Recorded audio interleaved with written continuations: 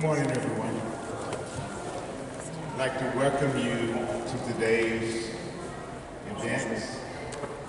Say welcome to all my fellow Marines. Welcome to all our honored guests. It is good to see you here. And I'm hoping that you all have a very good day and enjoy our procedure. And we're going to open with a prayer. Our Father and our God, we thank you for this another opportunity to come before you. Thanking you for all the goodness and graciousness that you have bestowed upon us. And Father, as we go through this commemoration and celebration for this day, we ask that you would honor it, that you would bless it, and that you would shower your blessings down on each and every one of us, those recipients, those Marines that have served and are no longer with us to serve again today.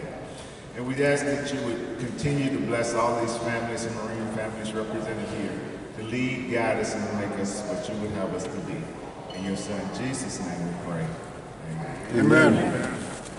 And now I want to introduce you to you, Lieutenant Colonel Terry Crimmer.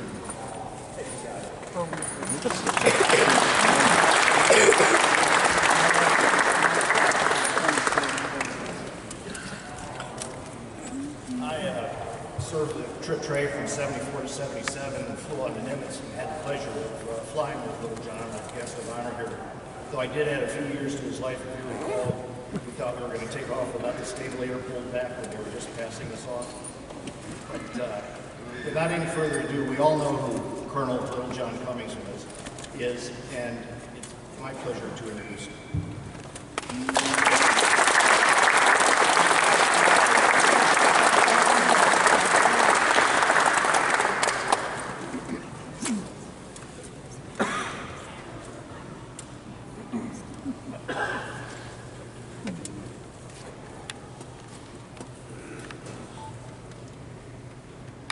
I got to straighten it out right away here. Darrell White is the artist of this painting, and let me read a little note that he wrote for me to read to you. Thank you all for coming to this year's reunion. I wish that I could be in attendance, but other health issues with my family are going on at the moment. It means so much to me that you all have traveled from far and near in order to see this. I would like to officially dedicate the painting to Shamrock 5201, Fangs out, to my good friend John Cummings, Colonel E.T. Lasseter, and all Marine aviators and all personnel, VMFA-333. A special thank you to all of you for your service to help ensure freedoms that we enjoy in the United States of America. You've all sacrificed so much while being deployed halfway around the globe and so far from your families and homes, while putting yourselves in danger of all capacity, be it in the air or on the dangerous conditions of the deck of the USS America, loading ordnance, refueling and maintenance of aircraft during deployment. I'd like to thank all of you personally. Special thank you goes to Connie Goss for making all of this come to fruition. Without her help and dedication to 333, it wouldn't be possible. She is always working tirelessly for Trip Tray in many aspects, as well as arrangements for reunion and also dedications such as this. A special thank you goes to the National Naval Aviation Museum for putting this painting on display for all to see. The hard work and efforts of the museum, future generations can learn about the heroic actions and sacrifice of our service members. Thank you and best wishes, Darrell White. Let me add that I've never personally met Darrell, but I spent hours, literally hours, with him on the phone, describing to him what was happening, what the fight was like, how high up we were, what the airplane markings were, the chaff doors. I mean, he wanted to know every detail. And I even sent him a couple of our cruise books so he could get a feel for the people that we all were. and what we were doing. So let me go a little bit more into the fight if you're ready. Bear and I had been flying together for a few years. First time I ever flew with Bear, I was operating the radar and things were, all of a sudden, he made that airplane do something god awful and put my face down on the scope. I learned that Bear was a different kind of guy. All pilots are great, fighter pilots are greater, but he was right up in the top tier of the fighter pilots of that day.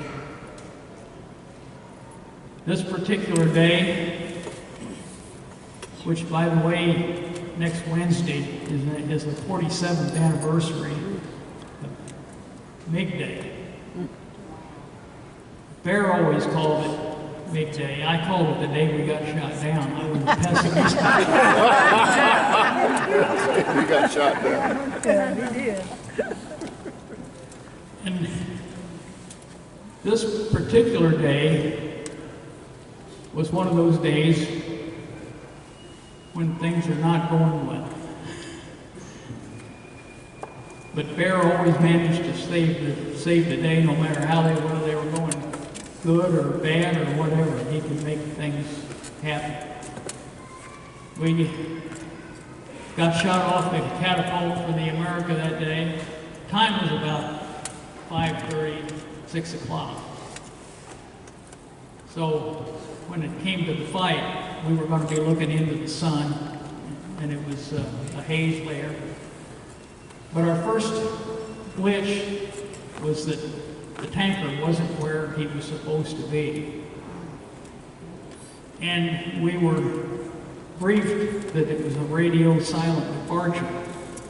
So we looked and looked for the tanker, and finally I had to break radio silence and say, "Hey, Al, where are you?" And he answered, and we got refueled. Bear and I did. We went first in our wing, Scotty Dudley and Diamond Jim Brady. We're halfway through getting their fuel, and I told Bear, "Hey, the strike force is coming right now. I got them on the radar. We got to get off the tanker and get into our position." We were supposed to go ahead of the strike force, and we were going to be part of the blocking combat air patrol to keep any MiGs from coming down from the other part of North Vietnam. The part of North Vietnam that was the target was very close to the coast.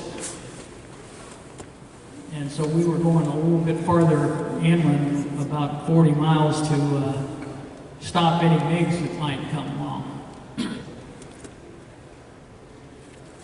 And lo and behold, the guy on the cruiser, the USS England, said, "Red 1, I've got contact for you, bearing 260, 60 miles. Oh, okay.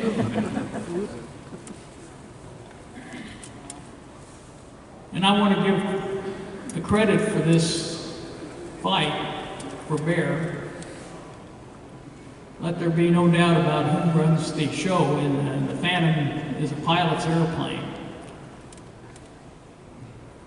I'm a flight officer, and I'm the guy that helps the pilot, and I do what I can to make things happen for him, but he's the guy that does all and makes the decisions. And he was the guy that pulled us into this thing and got us out. So as we continued on inland, this section of MiG-21s was circling the Phu Quyen airfield, which is right about 10 miles north of the capital city of Hanoi. And so he's giving us the Navy chief on the USS England is giving us information now. And we're going straight in on a 260 heading in order to engage these guys.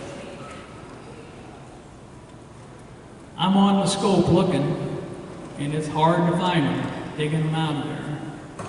And they were circling the runway at Fujian Airfield. And the spiral they were running, they were flying, was spiraling down. So I kept hitting them finally. The radar on the cruiser had the two MiG-21s. And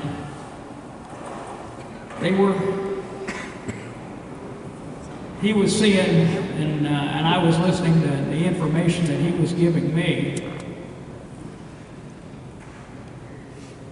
And the MiGs got down almost to the ground. I mean, they were in ground clutter when I was starting to pick them up as we got closer.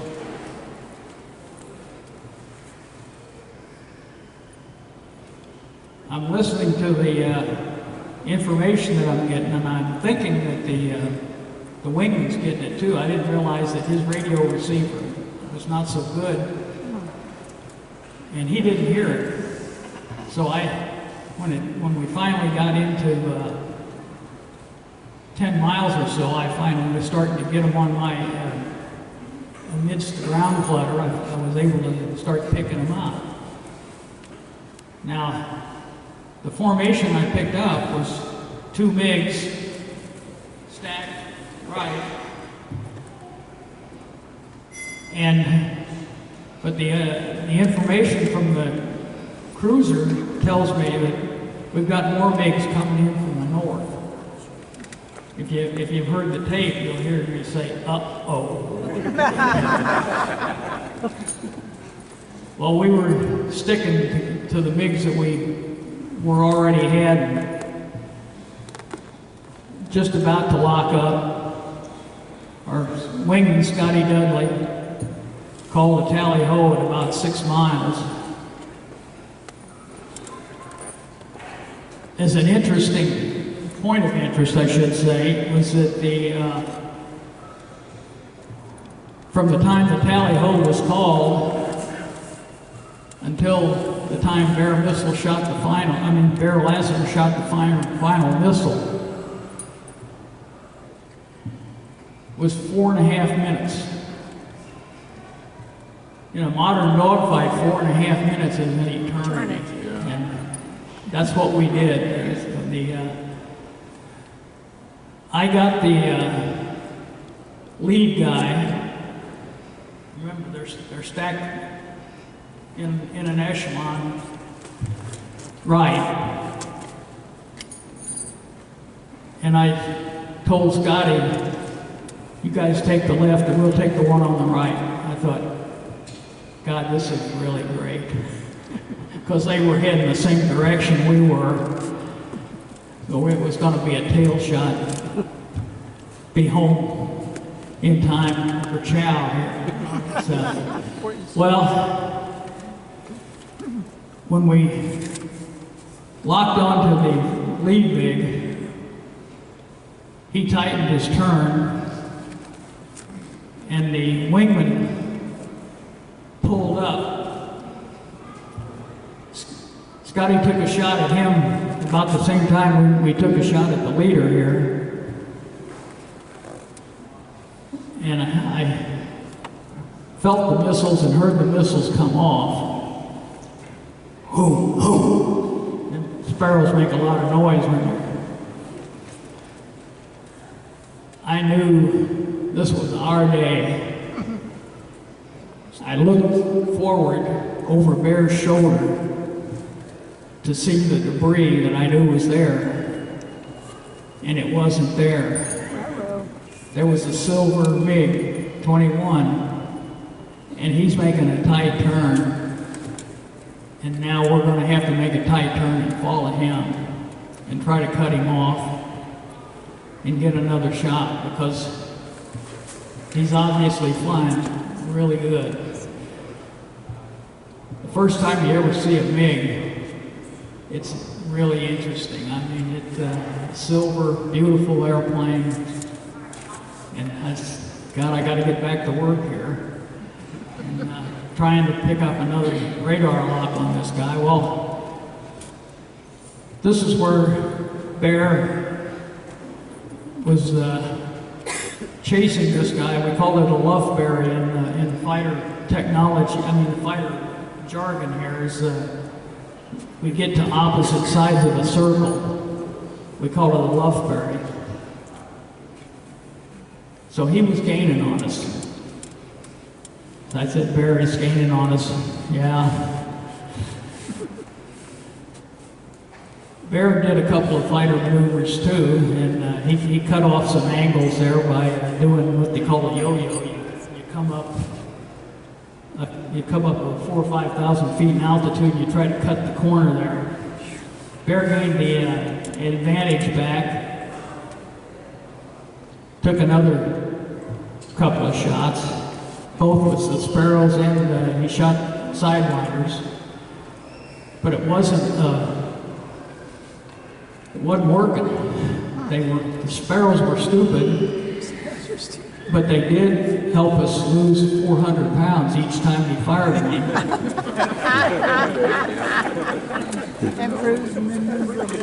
So anyhow, and he's also shot the sidewinders, but they were just not quite in the envelope. It was he had too many angles to have to worry about there, and it was. But we did have to take care of. I mean, we had to worry about those angles because Bear wasn't getting a good clean shot at this guy,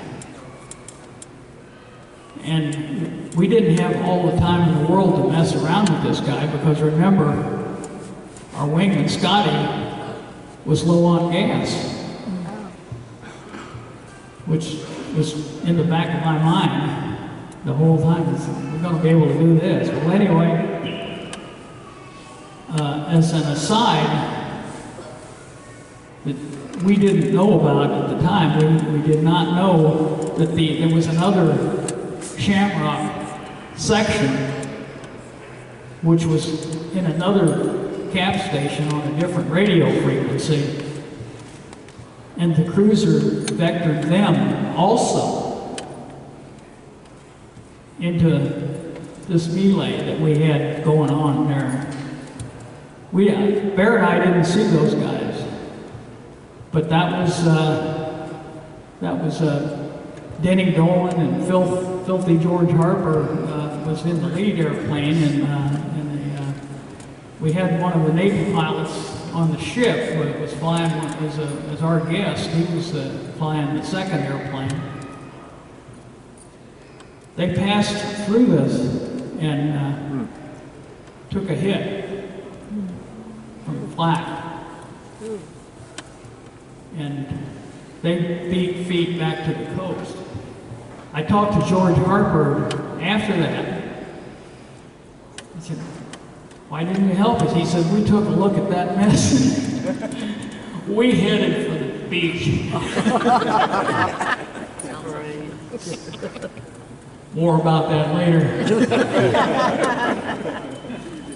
Are you starting to get the feeling now that this was not our day? Yeah, right. At any rate, Bear was down to, we were carrying 8 missiles, 4 Sparrow, 4 Sidewinder. By this time, Bear was down to 2 missiles, 2 Sidewinders. And I said, "Bear, we got to check the fuel." He asked Scotty for a fuel check. Scotty said, "Bingo." All of a sudden, Scotty realized that he was actually below. And of course, Scotty managed to get back into position, and he stayed with us, trying to press the MiG that we were engaged from time to time when Bear had to do his yo-yo. Well, when Scotty called bingo, Bear had shot his 6th missile. Miracle of miracles. Scotty left. The next time he was heading east, he just kept going because he couldn't do anything for us anyway. He was almost out of gas. When the MiG followed Scotty, he broke the circle that we were in. So Scotty's going straight, the MiG's going straight, and Bear has got a sidewinder growl that busts right out of the cockpit. Oh, you'll hear it on the tape. That's a sidewinder. Bear got a perfect tail shot on this MiG and blew him in half. This whole thing all took place. It was an extremely tight fight. And so we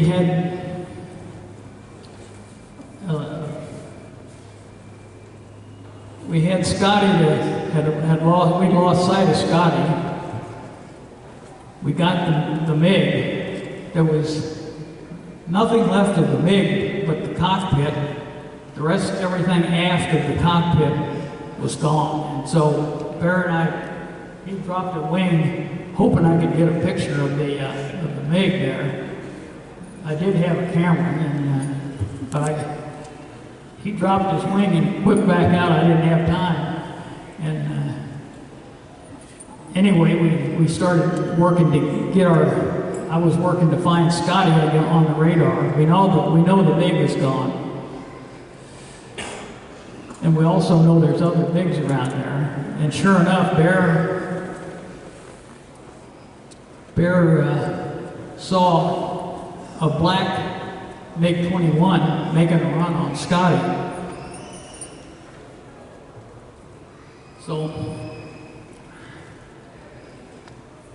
And Scotty thinks it's the Bear. He's talking, hey, come on, I'm right on your nose right now. And Bear says, no, Scotty. Bear picks Scotty up. He told me to brake right, no, brake left, I'm sorry, because the MiG passed him. The MiG overshot Scotty, went past him, and we had one more missile left. Bear shot at this MiG. Well, that MiG broke right in order to dodge Bear's sidewinder. The sidewinder blew up just after the black MiG, and his he had a small wisp of smoke coming out the tail, and he made a turn back to the west. We were never sure whether we got him or not. We didn't actually see him go in or anything. We did see the first MiG broke in half. So that's why you see two red stars in the picture there, because when we finally got back to our own boat, we couldn't convince the maintenance guys that it didn't count if you couldn't see it there. They knew there was another MiG involved, so they painted two stars on it. Which was not our airplane, by the way. This was our airplane. We got hit later on there, and so we had more MiGs in the area. We had Denny Dolan and Filthy George are heading for the beach there. And the tanker that was out of position at the start, he was a heroic guy here. He's off right at the edge of the beach. And he's getting as close as he can to, without having to enter the surface-to-air missile of the enemy on the ground. He's waiting to give us the fuel that he knows we need.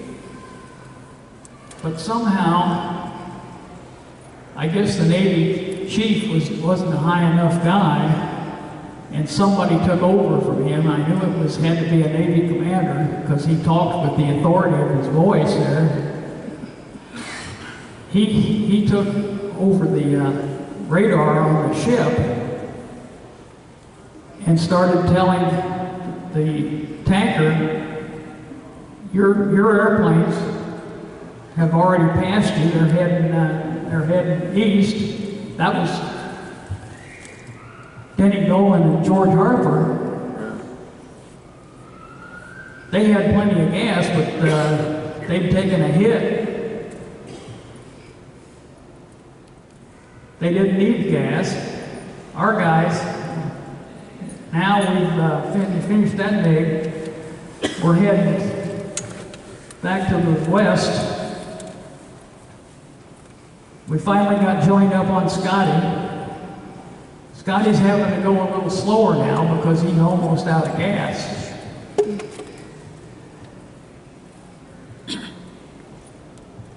The tanker is chasing the wrong Phantom.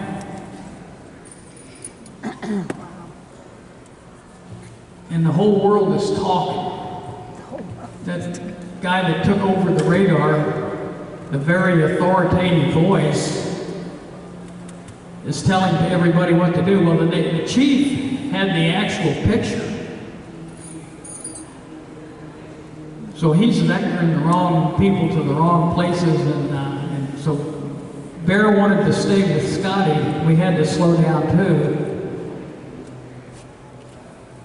And we're almost there. We're almost to the coast of North Vietnam. But everybody keeps asking us, what's your state, whatever, you know. Whenever you're in trouble, if people would just let us solve our own problems, that would work out a little bit better. But we didn't do it that way. Somehow, with all the people talking on the radio, all the ECM gear that we had on the airplane was going off. Well, that had been going off the whole time we were in the fight anyway. They like to do that to scare us. But in this particular case, there was a real missile coming towards us. Scotty's Rio, Jim Brady, you can hear on the tape, says, Sam.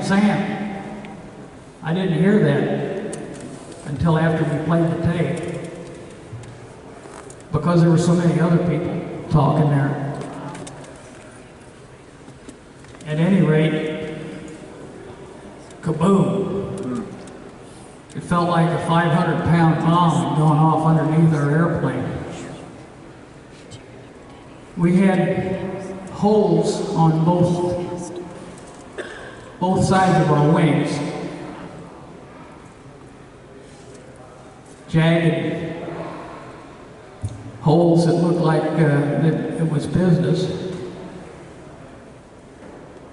Bear said, we've got all kinds of lights up here. Scotty said, you're burning. I said, I'm not seeing any flames yet, but okay, roger that. We wanted to keep going as far as we could because we're still over Indian territory. My apologies to Native Americans on that. That was what we called Indian territory, and so we needed to stay with the airplane. We lost our hydraulics. Bear Bear stabilized the stick and pulled it all the way back to try to freeze the stabilizer. We cleared the coastline, but and a little bit more than that. And then all of a sudden the airplane pitched over. Before the airplane pitched over, Bear said something about, looks like we're gonna have to jump here, John. And I knew we were gonna have to leave that airplane. But I turned everything off, all my radars and all that stuff, being a nice, neat guy there. About to leave. If the divers find that plane in the bottom of the Tonkin Gulf someday, they'll say, well, this guy didn't have any radar. Wrong, that radar was working right up until we punched out, until I turned it off. And the airplane did pitch over. Actually, what happened was that the tail fell off. It burned off. And we went into an inverted spiral. So we've got a huge amount of G's, but they're pulling the wrong way. We're going up. Both of us are plastered against the cockpit, even though we always tighten our seat belts and stuff as tight as we could, because we know we might get into a fight. Well, when that airplane pitched over, those seat belts still were loose enough that we were floating pushing up against the canopy. Now Bear and I are really fighting to get out of this thing. And you can hear it, we're grunting. And I'm reaching for the handle here and pulling. He's really plastered up against the canopy, and he's trying to pull the face curtain out with his fingers there. And eventually, one of us triggered the ejection, and that's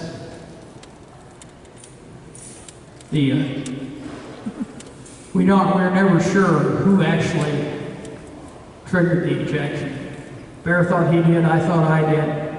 Either way, the next thing I knew, I was hanging in the chute. I looked up, I see my chute, that's good. I looked down, I see Bear's chute.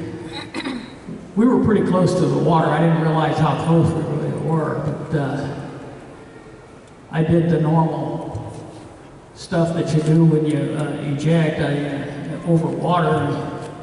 I watched, I deployed the raft. When the raft hit the water, I got ready, and as soon as my feet hit the water, I jettisoned my parachute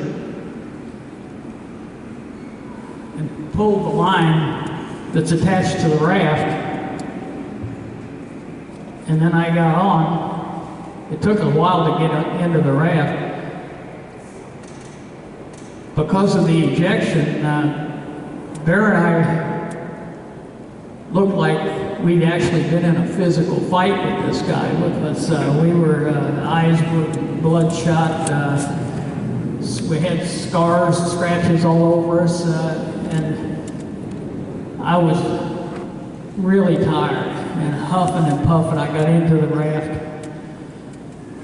rolled over, and there's the biggest, nicest Navy helicopter with the toughest guys. They had balls that big to be where they were in a helicopter. And this sailor, who was the diver, he jumped. He was the swimmer, they call it, and he said, "Get out of the raft." I said, "If you knew how much trouble I had getting in there." But I got out and he took his knife and punctured the thing, and then he hooked me up to his line in the helicopter. This is an armor-plated helicopter with 50 caliber machine gun. I mean, these guys go almost where the devil won't go to rescue the aviators. Anyway, I was the first guy they picked up, and they hauled me in there. And I took my helmet off and done the recap that I always wore. Wet, water rolling down, and the sailor who was in the helicopter poured me a paper cup full of cold duck.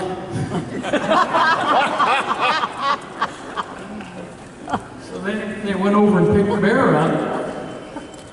They got him out of there, and he had to make a snide comment about me still wearing that hat. And I gave him his share of the cold duck. And they took us to the USS England, where I got a chance to meet the Navy chief who was our controller. And the reason that you were able to hear a tape of this engagement is because I carried all of us did, all of the Rios had a tape recorder, one of those miniature tape recorders. And so, but when I got in the water, everything got wet. Well, when we got on board the USS England, they helped us out of our flight gear, and they got hold of my tape recorder. I told them we had all this stuff on tape. They threaded that stuff out and dried it, and then ran it and played it. And now the whole world can see me have a bad day.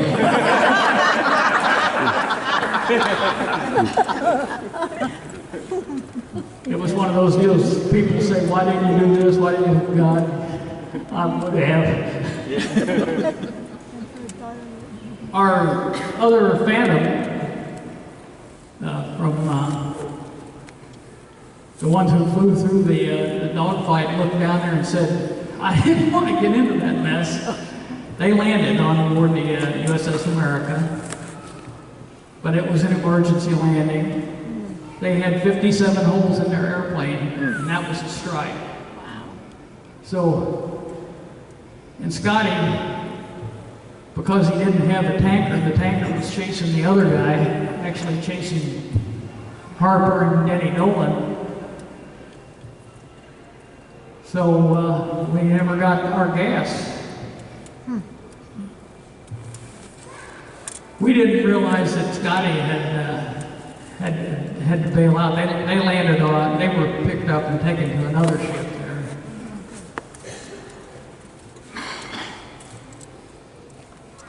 So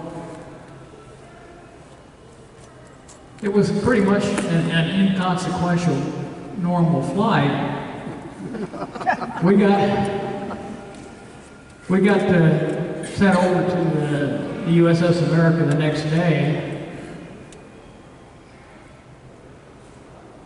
The people on the ship, they couldn't go into the wardroom and have a meal with Bear and I because our eyes, because of the negative G's, our eyes, the whites of our eyes were totally bloodshot. I mean, the guy would be sitting across the table from me and excuse me.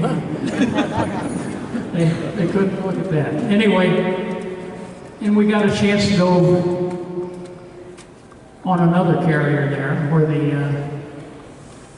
the admiral in charge of the task force was wanted to see us. I thought probably to congratulate us. Not quite. You don't lose a couple of airplanes in combat and not have friends in high places. So we got a chance to meet him and his staff. But on the other hand, I was ready for a fight too. I mean, wait a second there, Buster, where the hell was your tanker, you know? Yeah, right. So, but that tape saved our asses. Once we played the tape, once we discussed this whole saga with Admiral Christensen, he was a good guy.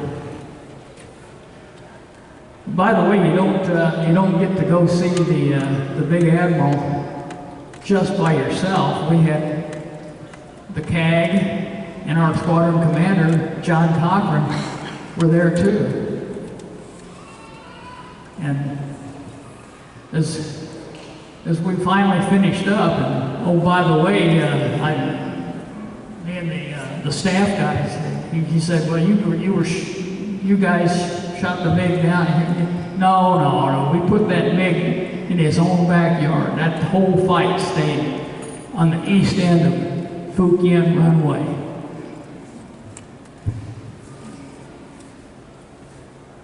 So that was the story of my average day.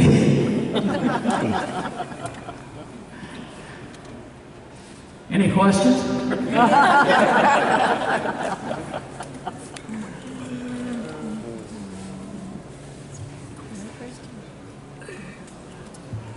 Yes.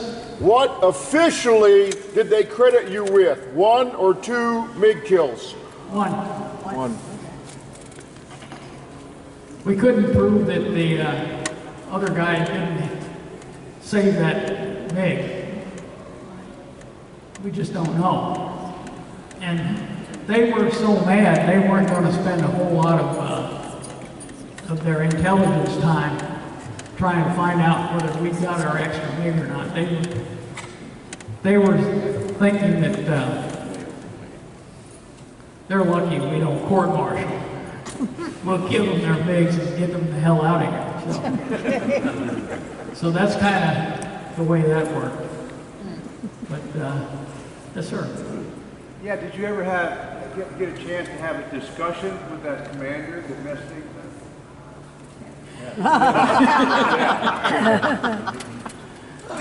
We'll never know who it was. Oh, I wrote up a paper describing all this, and because I was getting calls from this was long years after I got out of it. And well, I was still in the Marine Corps, but I was no longer flying. I was in Washington, and I was getting either letters or something like that. People wanting to know about that, so I started writing the whole thing down, and that's the way I handled most of that. But no, we never know who that was, and I don't think the Navy wanted to find out who it was. They know who it probably was, but they weren't going to let us know. So, yes, sir. There's a recent history magazine that came out that talks about your fight, and it says that the pilot was a Soviet named Molotov. Did anybody ever say that to you? I'm sorry, Terry. I'm 83 now. So there's a local history magazine that just came out that has the Marines fighting back against the MiGs. It's a Vietnam magazine, and it discusses the fight, but it states that the pilot you shot down was actually a Russian named Molotov. Did anybody ever say anything about that from security? No, they didn't. And I told you that they were mad because they looked bad too. I mean, it was a bad day for a lot of people. I don't think they wanted to drag that in the dirt anymore. As I say, thank God for the tape recorders that we had there in those days. But you know, it doesn't surprise me. It wouldn't surprise me, I should say, if there were a little bit more professional guys doing that, because I thought that this was a trap. Really, I mean, these guys. Remember, I should have told you this to set the stage, but this was the end of the Vietnam War. This was September 11th. We had the armistice in the end of January. I mean, we only had a few more months we used to say in the ready room at that time, get shot down now and beat the ship home.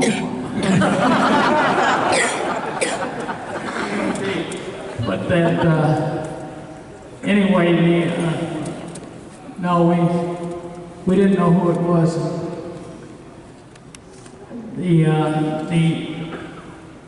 The Navy only got one more MiG after that, so we had the second to last MiG in that war. I don't know about the Air Force.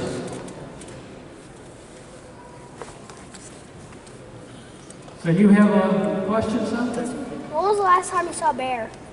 When was the last time you saw bear?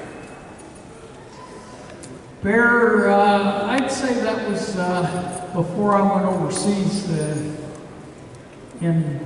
when was it, Shirley? 79, somewhere in that area? Yeah. And that was a really sad episode there when we lost the bear. I won't go into that, but we all missed him, and he's the guy that pulled us out of that whole mess. I take no credit, and that was all Bear's show.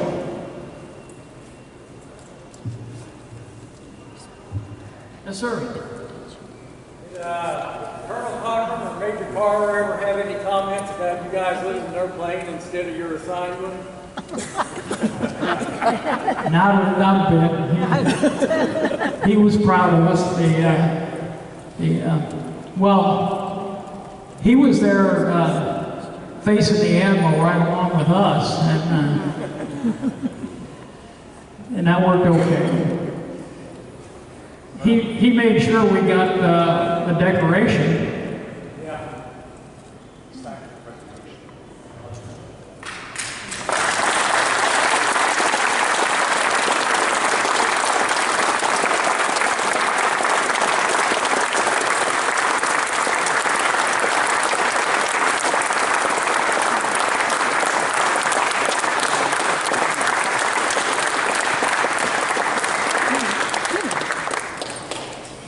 Good morning, everyone. My name is Dina Lynn. I am the curator here at the National Naval Aviation Museum, but more importantly, I am the daughter of a Marine Corps veteran. My father was an embassy guard in Rome, where he met my mother, so I always tell people that I owe my very existence to the Marine Corps. This museum is a tribute to naval aviation, and every object here tells a story.